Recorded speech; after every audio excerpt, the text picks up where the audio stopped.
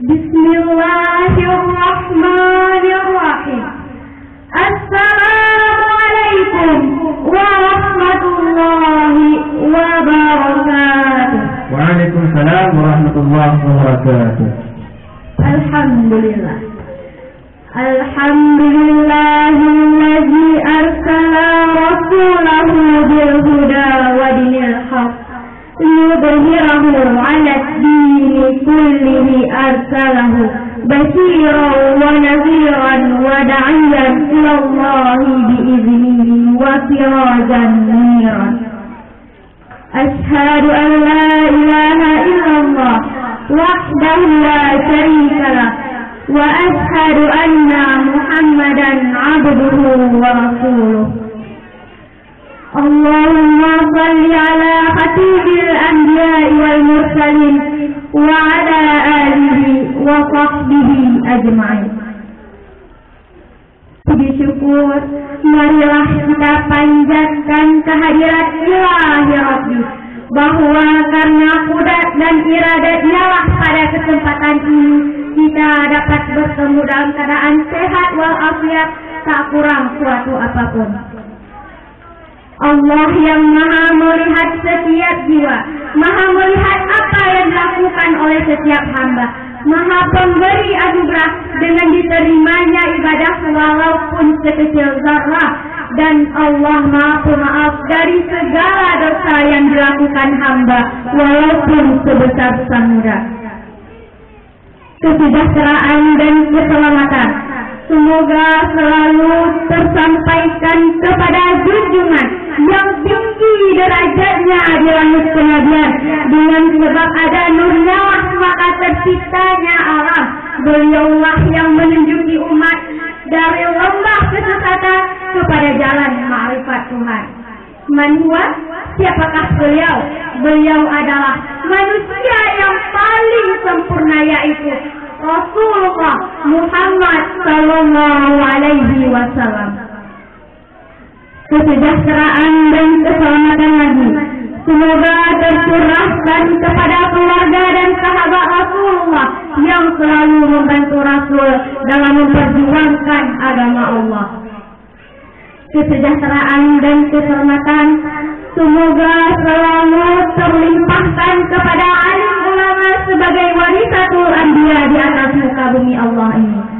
Ulama bagi umat bagaikan cahaya di kala gelap dan bagaikan penuntun di kala umat tersesat.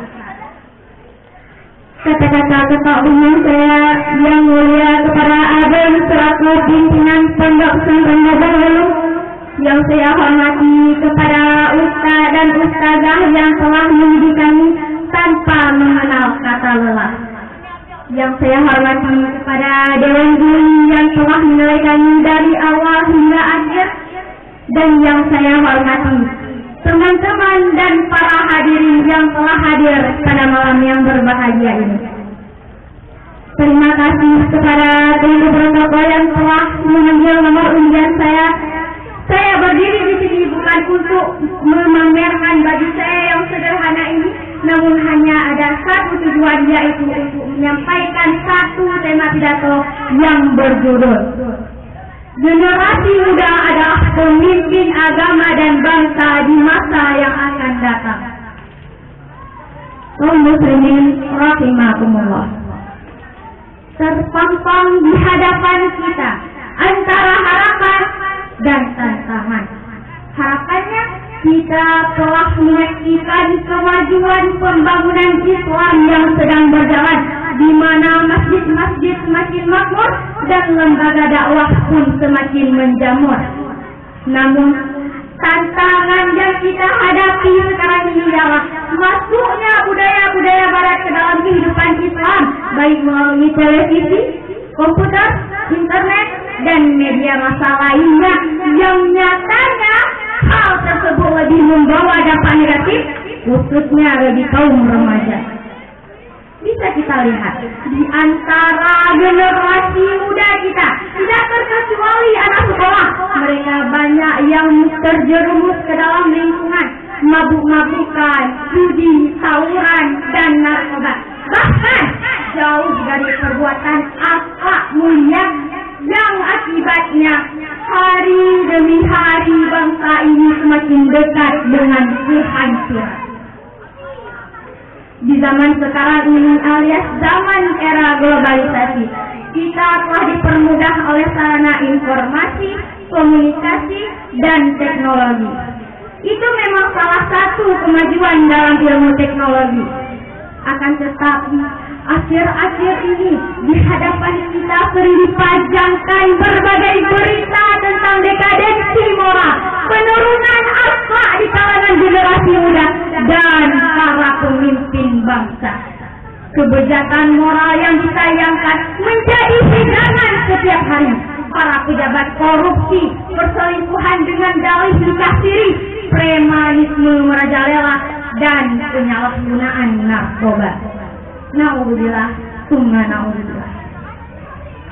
Kita sebagai generasi muda, apa harus terus diam?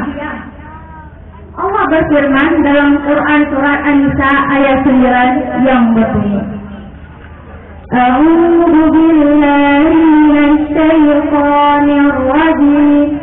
Bismillahirrahmanirrahim. Wal yakhshal ladzina law taraku min khalfihim dzurriyyatan dhi'afan khafu 'alaihim falyattaqullaha wal yaqulu qawlan sadida. Yang artinya, dan hendaklah takut kepada Allah orang-orang yang sekiranya mereka meninggalkan keturunan yang lemah di belakang mereka, yang mereka khawatir terhadap kesejahteraannya. Oleh sebab itu, hendaklah mereka bertakwa kepada Allah dan hendaklah mereka berbicara dengan tutur kata yang benar. Hadirin yang dimuliakan oleh Allah, ayat di atas menjelaskan bahwa seharusnya kita sebagai generasi muda merasa khawatir apabila kita menjadi generasi yang lemah, baik itu lemah fisik, lemah ilmu, maupun lemah semangat hidup. Dan yang paling berbahaya adalah lemah iman dan akhlak. Mengapa lebih berbahaya?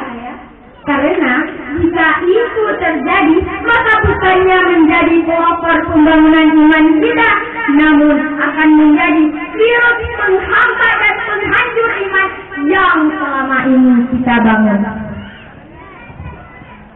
Oleh karena itu, mari kita bangkit dan berusaha untuk merealisasikan cita-cita bangsa ini agar menjadi negara yang baldatun thayyibatun wa rabbun ghafur, yaitu negara yang aman, damai, dan ada dalam maghfirah Allah Subhanahu wa ta'ala.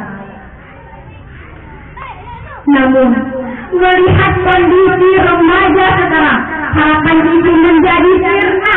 Remaja seolah kehilangan identitasnya, kehilangan jati dirinya sebagai muslim yang memiliki karakter Islam.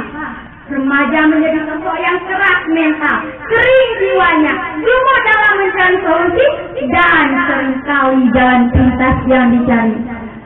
Atas nama kebebasan berekspresi, remaja berugalan di jalan dengan alasan mencari jati diri, pacaran, free sex, menjadi kegiatan sehari-hari.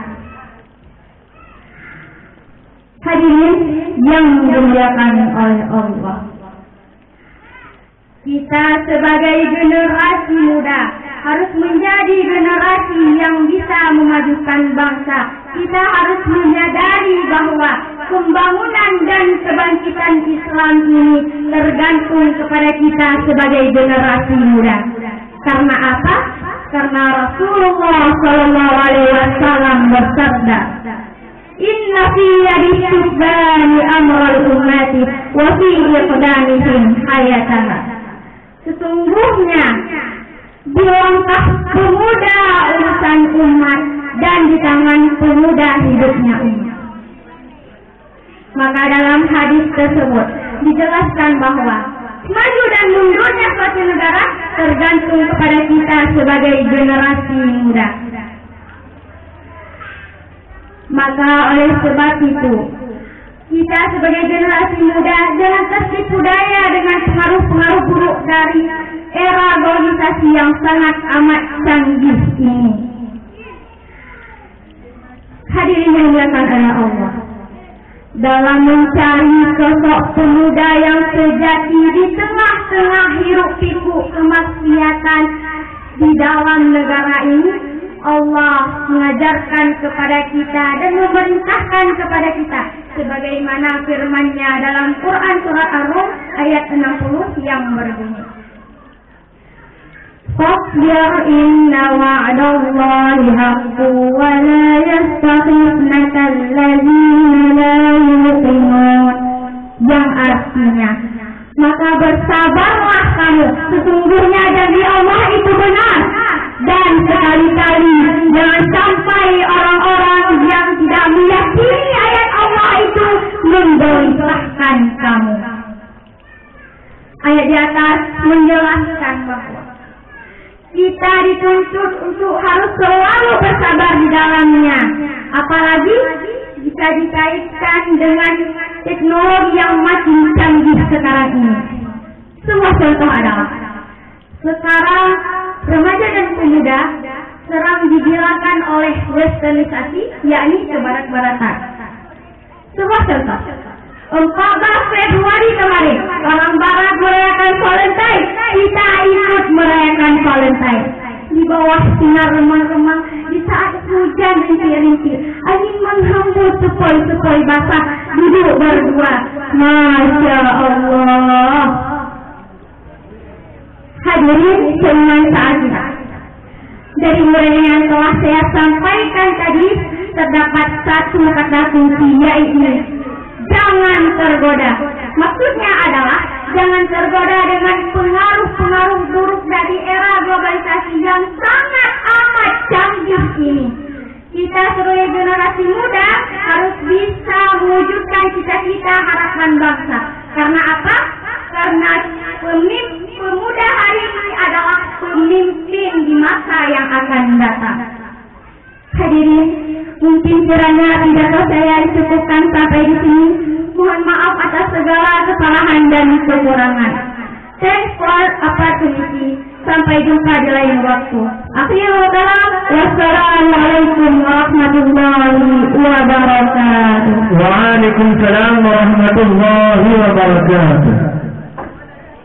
Adapun peserta yang berturun dari mimbar tadi bernama Lili